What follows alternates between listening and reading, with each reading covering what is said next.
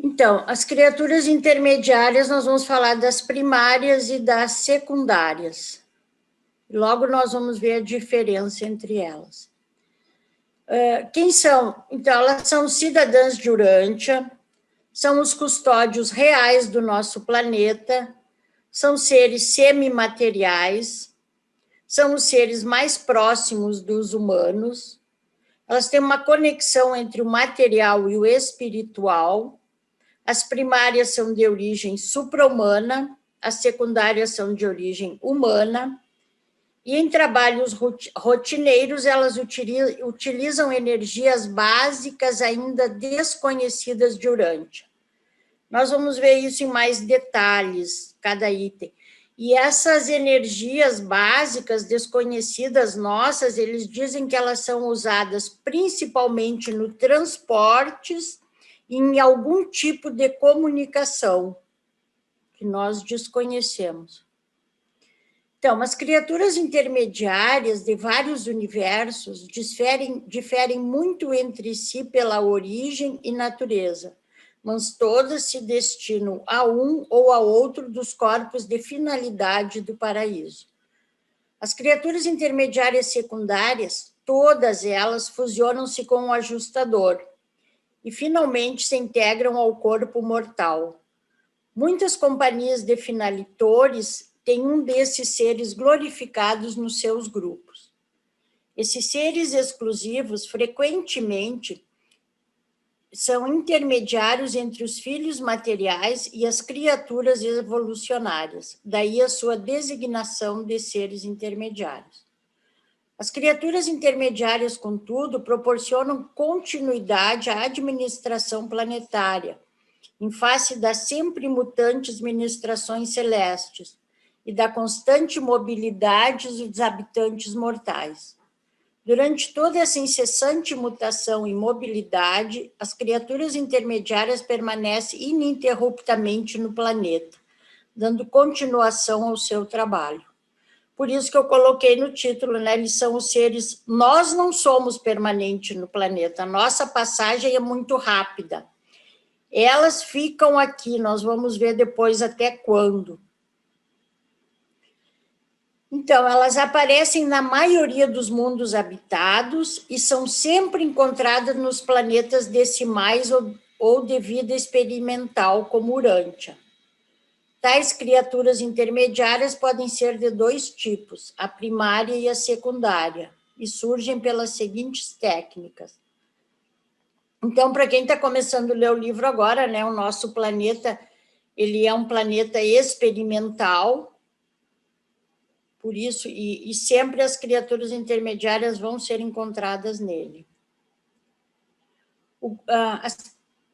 As criaturas intermediárias primárias, elas são o grupo mais espiritual, constitui uma ordem de seres de um certo modo padronizada, que deriva uniformemente dos mortais ascendentes modificados, do grupo de assessores dos príncipes planetários. Depois, agora nós já vamos ver como que elas surgiram. O número de criaturas intermediárias primárias é sempre de 50 mil, e nenhum planeta que desfruta da ministração delas tem um grupo maior. Esse número é fixo, das primárias. As intermediárias secundárias, o grupo mais material dessas criaturas, varia grandemente em número nos diferentes mundos, embora a média seja de cerca de 50 mil. Derivam de variadas maneiras dos elevadores biológicos planetários, os Adãos e Evas, ou de sua progenie imediata. Há nada menos do que 24 técnicas diferentes. Só um pouquinho, por favor, alguém que está de co-host pode admitir as pessoas para mim? Há nada menos do que 24 técnicas diferentes envolvidas na produção dessas criaturas intermediárias secundárias, nos mundos evolucionários do espaço. O modo de origem desse grupo em Urântia foi inusitado e extraordinário. Então, vocês vão ver depois o número que nós tivemos aqui. Elas também, em torno de cerca de 50 mil, nós tivemos um número bem menor. A energia. As intermediárias primárias são energizadas intelectual e espiritualmente pela técnica angélica e são uniformes em status intelectual. Os 7 espíritos ajudantes da mente não fazem nenhum contato com elas. As intermediárias secundárias são fisicamente energizadas pela técnica adâmica. Estão ligadas ao circuito espiritual pela técnica seráfica. Intelectualmente, são dotadas com o tipo de mente moroncial de transição. Somente o sexto e o sétimo, o espírito da adoração e o espírito da sabedoria, estão capacitados a ministrar a este grupo. As intermediárias primárias assemelham-se a anjos mais do que a mortais. As de ordens secundárias são mais como seres humanos. E o movimento delas? As criaturas intermediárias e algumas outras podem atingir e frequentemente atingem o dobro da velocidade da luz, ou seja, de 599.580 quilômetros por segundo, enquanto que os serafins e outros seres podem cruzar o espaço à velocidade de 899.370 mil quilômetros por segundo, ou seja, 3 vezes mais que a velocidade da luz. E aqui, para vocês terem uma ideia, o avião mais veloz do mundo, ele leva 11 horas e 32 minutos para dar uma volta inteira ao redor da Terra. Uma criatura intermediária, ela dá 15 voltas em 1 segundo. Olha o comparativo, não tem nem comparação, né? Eu não consigo nem imaginar uma velocidade dessas, assim. E como que surgiram as criaturas intermediárias primárias no nosso mundo? A Lilian, semana passada, falou no príncipe planetário e nos 100 assessores do príncipe que vieram com ele, né? Então, a origem delas são esses assessores. E foi durante o 33º ano da sua permanência na Dalamátia, muito antes que a muralha estivesse terminada, que o número 2 e o número 7, então, né, o número 2 e o número 7 desses assessores do príncipe, do grupo dos Danitas, acidentalmente descobriram um fenômeno que acompanhava o enlace dos seus eus moronciais, supostamente não sexuais e não materiais. E o resultado dessa aventura veio ser a primeira das criaturas intermediárias primárias. Esse novo ser era totalmente visível para o corpo planetário de assessores e para os seus companheiros celestes, mas não era visível para os homens e mulheres das várias tribos humanas. Então, os assessores do príncipe, eles deveriam ficar no planeta, num planeta normal, sem rebelião, até que viessem os filhos materiais, Adão e Eva. E só então, antes deles irem embora, eles deveriam procriar entre eles, não com humanos, né? Mas depois teve toda a confusão da rebelião. Só que, nesse 30º ano, terceiro ano, aconteceu esse enlace e surgiram as intermediárias primárias. Isso provavelmente já faz parte, né, do projeto, porque eles dizem que em planetas decimais sempre nós vamos ter as criaturas intermediárias, né? Então, imediatamente foi descoberto que as criaturas dessa ordem, a meio caminho entre o nível mortal e o angélico, seriam de grande utilidade no serviço dos assuntos da sede central do príncipe. E então, cada par da assessoria corpórea recebeu a autorização para gerar um ser semelhante. Claro, elas eram invisíveis e poderiam se movimentar a longas distâncias, né? Imaginem na época, isso era impossível. Então, elas fizeram um grande trabalho, né, na Terra, nessa época. E esse esforço resultou no primeiro grupo de 50 criaturas intermediárias. Depois de um ano de observação, então, eram 100, né, os assessores, eram sempre em duplas, cada dupla gerava uma criatura. Então, nesse primeiro grupo, resultou 50 criaturas. Depois de um ano de observação do trabalho desse grupo único, o príncipe planetário autorizou a reprodução de seres intermediários sem restrição. Esse plano foi levado adiante enquanto perdurou o poder de criar, e o corpo original de 50 mil criaturas nasceu desse modo. Como nós vimos, esse número das primárias é fixo, né, em 50 mil. Então, um período de meio ano interpunha-se entre a produção de um ser intermediário e o próximo. E quando 1 milhar desses seres havia nascido de cada casal, não se criava mais nenhum. E não há explicação alguma disponível quanto ao porquê da exaustão desse poder, depois que a progênie atingiu o número de 1000. Todas as tentativas seguintes sempre resultaram em fracassos. Então, cada par produziu 1000 criaturas, no total 50 mil. E quando eles produziam 1000, paravam de produzir, ninguém sabe por quê. Também não se sabe por que esse número tinha que ser fixo de 50 mil.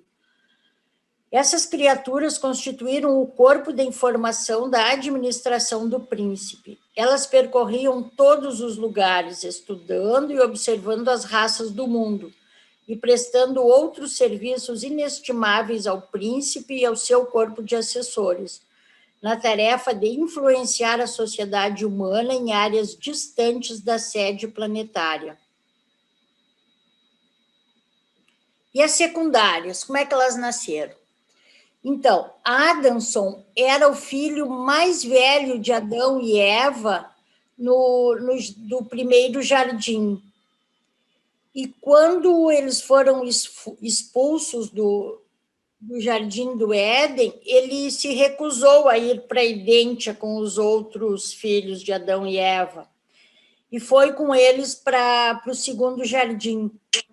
Só que, poxa, ele foi criado lá no primeiro jardim, né? Então ele não se adaptava muito bem ao segundo jardim, né? Mas ele não queria abandonar os seus pais em Urântia, não estava inclinado a fugir das provações nem dos perigos, mas achava o ambiente do segundo jardim longe de satisfatório. E muito fez para adiantar ali as atividades iniciais de defesa e de construção, mas decidiu ir para o norte, na primeira oportunidade. Uma companhia de 27 membros foi com Adamson para o norte, em busca do povo de suas fantasias da infância. Então, ele ouvia muito Van e Amadon falar desse povo, né? Falar das criaturas intermediárias primárias, tudo isso na infância dele. E ele tinha curiosidade, né, de conhecer.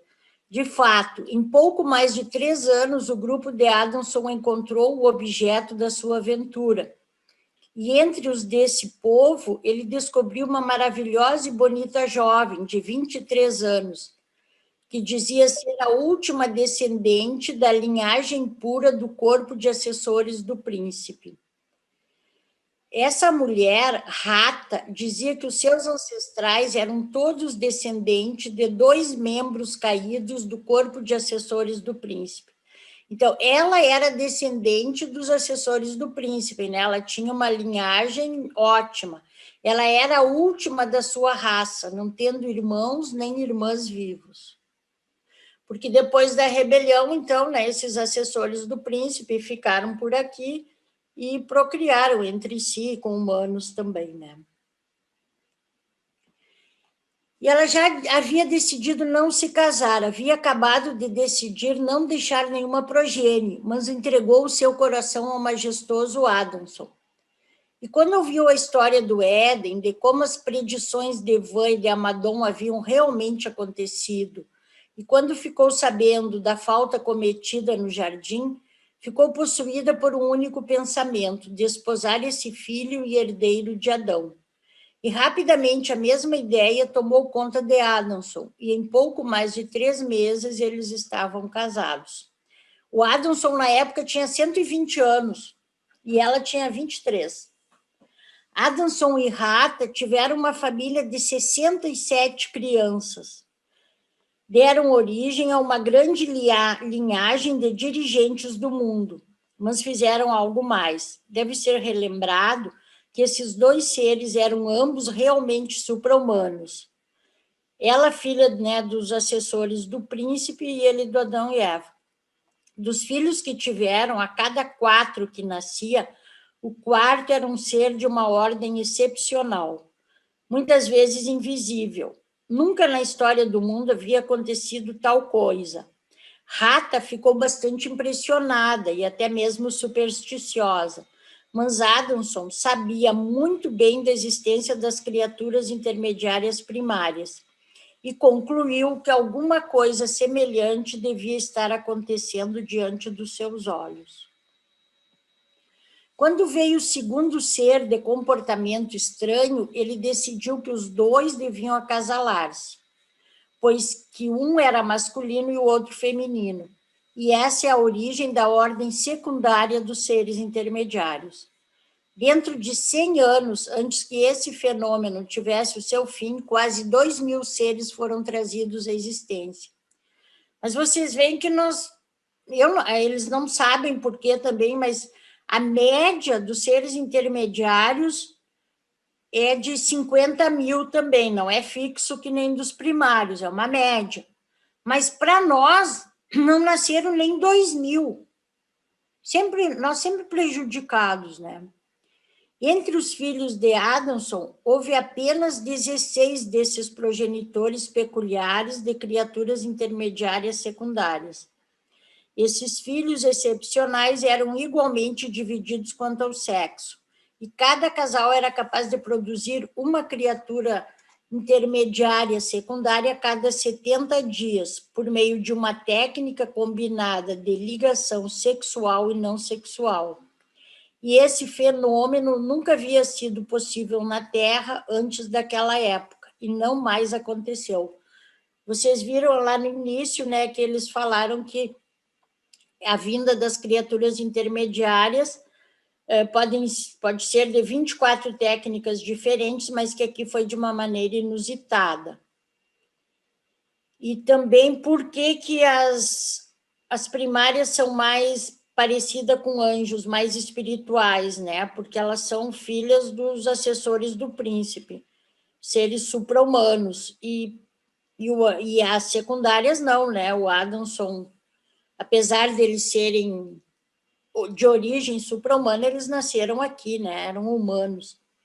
Esses 16 filhos viveram e morreram como mortais do reino, exceto pelas suas peculiaridades. Mas, então, os 16 que deram origem, eles eram mortais, né? A não ser essa peculiaridade de ficarem invisíveis às vezes. Mas a sua progênie, eletricamente energizada, vive indefinidamente, não estando sujeita às limitações da carne mortal. Cada um dos 8 casais finalmente produziu 248 criaturas intermediárias. E assim o corpo secundário original, em um total de 1984, veio à existência. Vocês viram que da mesma forma que os 50 pares lá dos assessores do príncipe geraram 1.000 criaturas, né? Também esse número era fixo entre esses. Cada um gerou 248.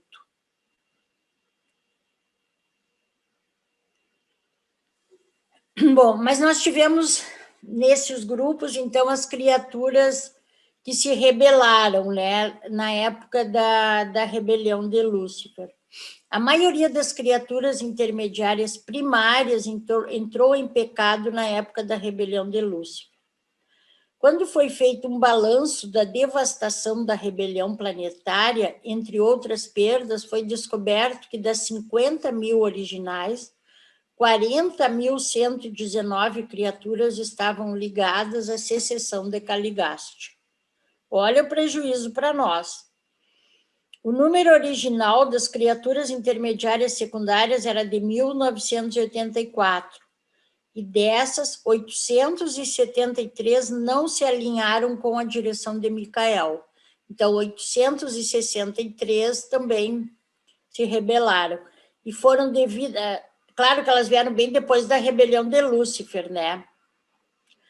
E foram devidamente recolhidas e internadas quando do juízo planetário de Urântia no dia de Pentecostes. Ninguém pode prever o futuro dessas criaturas caídas. Os dois grupos de criaturas intermediárias rebeldes estão agora mantidos sob custódia, aguardando o julgamento final dos assuntos da rebelião do sistema. Mas elas fizeram muitas coisas estranhas na Terra antes da inauguração da presente dispensação planetária. Essas criaturas intermediárias desleais eram capazes de revelarem a si próprias aos olhos mortais, sob certas circunstâncias. Isso foi especialmente verdadeiro no caso dos parceiros de Belzebu, líder das criaturas intermediárias apóstatas. Em nenhum mundo, os espíritos do mal podem possuir a mente de qualquer mortal. Isso é muito importante a gente ver isso, né? Depois da vinda outorgada de um filho do paraíso. Mas antes dos dias de Cristo Micael em Urântia, antes da vinda universal dos ajustadores do pensamento e da efusão do espírito do mestre sobre toda a carne, que é o espírito da verdade, né? Essas criaturas intermediárias rebeldes chegaram de fato a ser capazes de influenciar as mentes de certos mortais inferiores e, de certo modo, de controlar as suas ações. Isso era realizado de um modo muito semelhante àquele pelo qual as criaturas intermediárias leais funcionam quando elas servem eficientemente como guardiãs de contato das mentes humanas dos membros do corpo de reserva do destino de Urântia, naqueles momentos em que o ajustador está com efeito destacado da personalidade, durante uma sessão de contato com inteligências supra-humanas. Esse corpo de reserva do destinos ele é bem explicado no documento 114, tópico 7, como que funcionam Então, ele faz um comparativo aqui, né? Assim como as desleais atuavam na mente das pessoas, é a mesma técnica que as leais atuam, né? Só que as desleais estão presas, não podem mais agir. Mesmo antes de Pentecostes, nenhum espírito rebelde podia dominar uma mente humana normal. Mas desde aquele dia, mesmo as mentes fracas de mortais inferiores estão livres de tais possibilidades. Desde a vinda do Espírito da Verdade, a suposta expulsão de diabos tem sido uma questão de confusão da crença na possessão demoníaca, com a histeria, a insanidade e a debilidade mental. No entanto, apenas porque a auto-outorga de Micael tenha para sempre libertado todas as mentes humanas em Urântia da possibilidade de possessão demoníaca, não deveis imaginar que isso não pudesse ter sido um risco em idades anteriores. Todo o grupo de criaturas intermediárias rebeldes está no presente mantido como prisioneiro por ordem dos altíssimos de Dentia. Elas não mais perambulam por esse mundo cometendo mal, independentemente da presença dos ajustadores do pensamento. A efusão do Espírito da Verdade sobre toda a carne tornou para sempre impossível aos espíritos desleais de qualquer espécie ou descrição que invadam novamente até mesmo a mais fraca das mentes humanas. Desde o dia de Pentecostes, tornou-se impossível acontecer qualquer coisa parecida com a possessão demoníaca neste mundo. E as intermediárias unidas, né? Então, nós vimos aquele número total, as que se rebelaram, e as unidas. No último julgamento deste mundo, quando Micael transferiu daqui os sobreviventes adormecidos do tempo, as criaturas intermediárias foram deixadas para trás nos seus lugares, para ajudar no trabalho espiritual e semi-espiritual no planeta. Agora, elas operam como um corpo único, abrangendo ambas as ordens em um total de 10.992 criaturas. Elas formam as criaturas intermediárias unidas de Urântia, que atualmente são dirigidas alternadamente pelos membros mais antigos de cada ordem. Esse regime tem prevalecido desde a sua união em um grupo único, pouco depois de Pentecostes. Então, só para nós relembrarmos aqui, 50 mil criaturas intermediárias primárias, né, vieram ao mundo através dos assessores do príncipe, 40.119 se rebelaram. Das criaturas intermediárias secundárias nasceram 1.984, 873 não se alinharam a Micael, na verdade, foi depois da rebelião, né? Então, dessas 50 mil, sobraram só 9.881 das primárias, né, leais.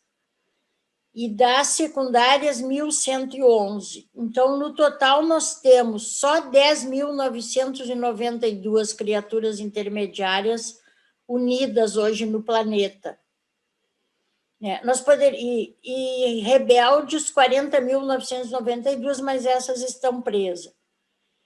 Então, nós poderíamos ter 50 mil primária, uma média de 50 mil secundária. Se não tivesse tido a rebelião, nós podíamos ter em torno de 100 mil criaturas intermediárias nos ajudando, e nós temos 10% disso, né? Tá, bom, então vamos continuar aqui. Não tem muitos slides, depois a gente termina, depois volta a conversar, que o papo está interessante. Tá, nós paramos aqui, então. Ambas as ordens são de seres não materiais.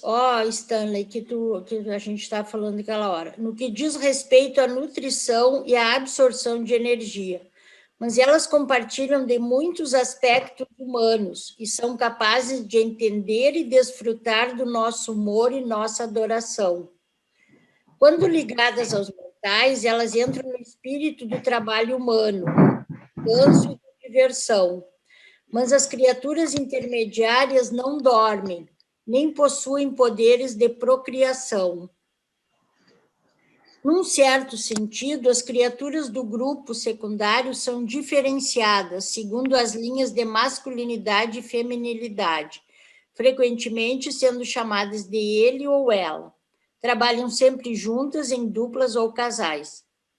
As criaturas intermediárias não são homens nem anjos, mas as criaturas secundárias, pela sua natureza, estão mais próximas do homem do que do anjo. São, de um certo modo, das vossas raças e, portanto, muito compreensivas e compassivas no seu contato com os seres humanos. São de um valor inestimável para os serafins no seu trabalho com as várias raças da humanidade. E para essas raças e ambas as ordens são indispensáveis aos serafins que servem como guardiães pessoais dos mortais. As criaturas intermediárias unidas de Urântia estão organizadas para o serviço junto com os serafins planetários, de acordo com os dons inatos e as habilidades adquiridas nos grupos seguintes. Então, elas estão divididas nesses grupos. As criaturas intermediárias mensageiras, quem tiver com o microfone aberto, por favor, fechar, que está dando interferência. As mensageiras, este grupo tem nomes, formam um corpo pequeno que presta grande ajuda em um mundo evolucionário, no serviço da comunicação pessoal rápida e de confiança. As sentinelas planetárias, as criaturas intermediárias são guardiãs, são sentinelas dos mundos do espaço. Elas executam tarefas importantes como observadoras para todos os numerosos fenômenos e tipos de comunicação que são de importância para os seres sobrenaturais do reino. Elas patrulham o reino invisível espiritual do planeta. As personalidades de contato.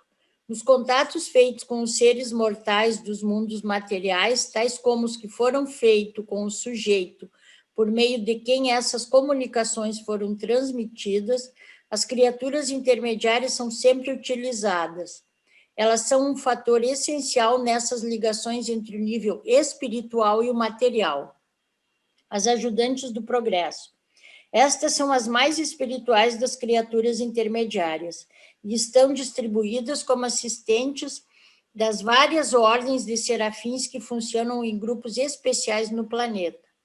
Imagine que nós temos só 10 mil e poucas criaturas, né, para fazerem tudo isso. Por isso que eu acho que elas estão ligadas a missões muito especiais, porque são poucas, acho que elas não estão muito ligadas nas coisas do dia a dia. O principal trabalho delas hoje é o de serem colaboradoras invisíveis na ligação pessoal daqueles homens e mulheres que constituem o corpo de reserva planetária do destino.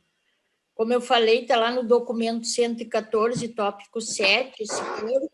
A gente até tem uma apresentação só sobre os reservas do destino, né? Porque é um grupo muito especial que, por serem de humanos, né?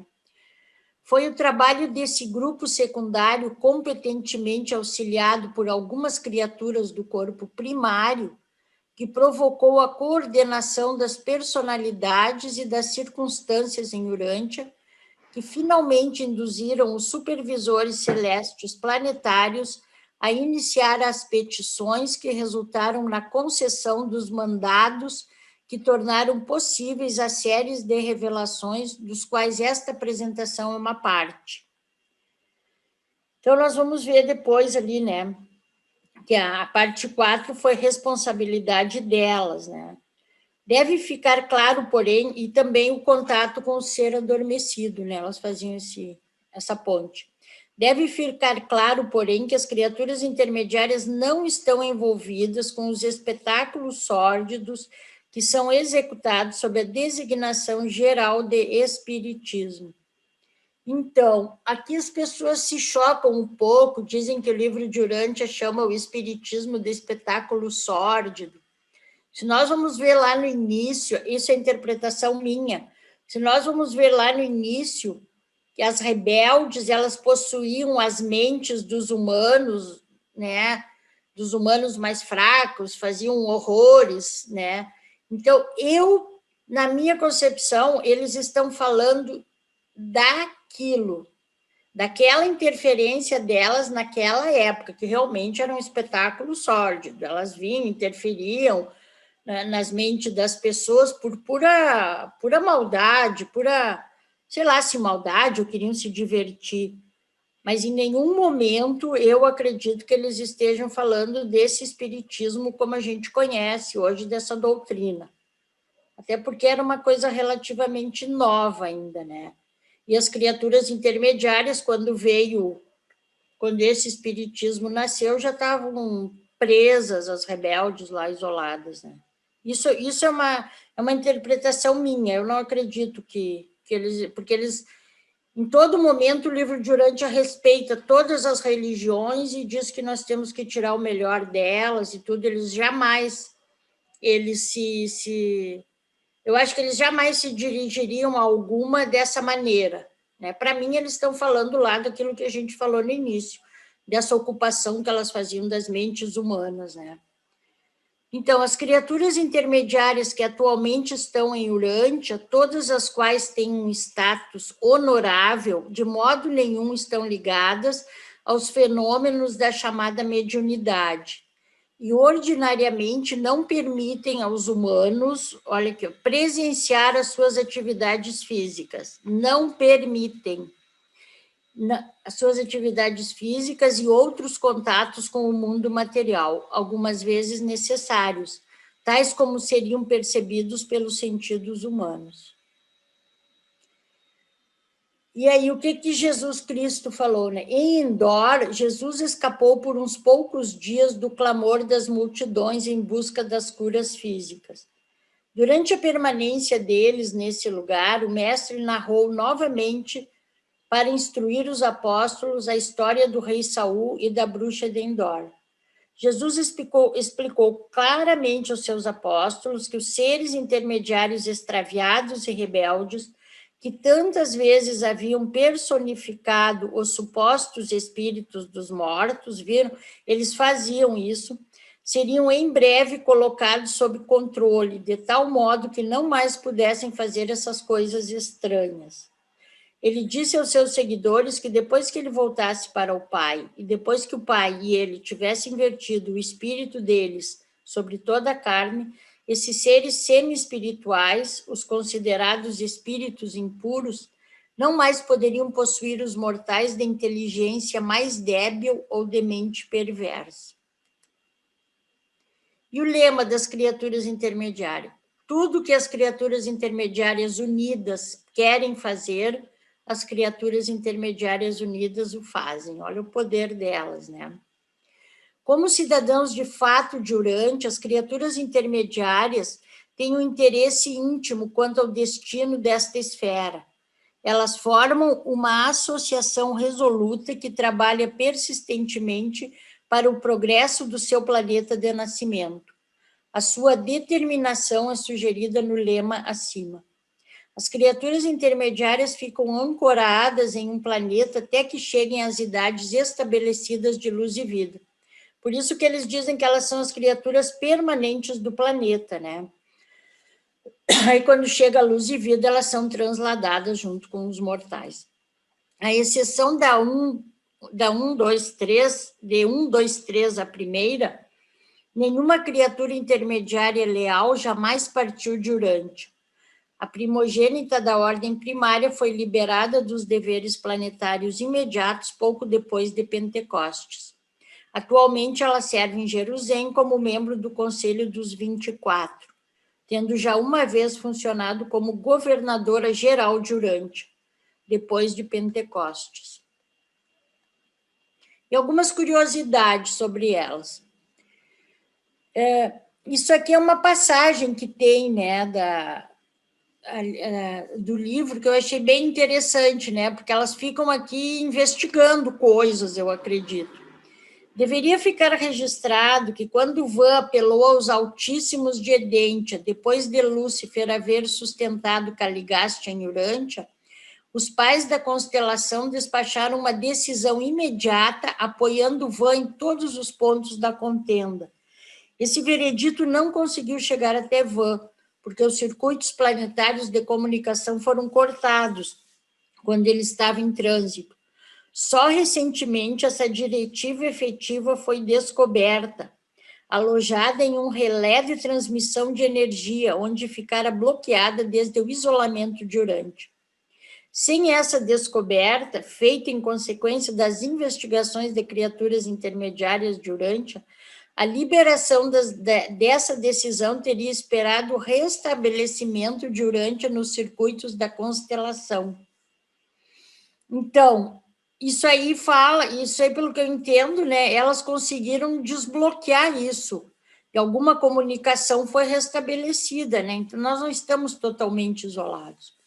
E esse acidente aparente de comunicação interplanetária pôde ocorrer porque os transmissores de energia podem receber e transmitir informações, mas não podem ter a iniciativa da comunicação. As 1.111 criaturas intermediárias secundárias leais estão engajadas em missões importantes na Terra. Se comparadas às suas companheiras primárias, elas são decididamente materiais. Existem exatamente fora do campo da visão mortal e possuem latitude suficiente de adaptação para fazer à vontade contato físico com o que os humanos chamam de coisas materiais. Essas criaturas únicas têm certos poderes definidos sobre as coisas do tempo e do espaço, como também sobre os animais do reino. Muitos dos fenômenos materiais atribuídos aos anjos têm sido realizados pelas criaturas intermediárias secundárias.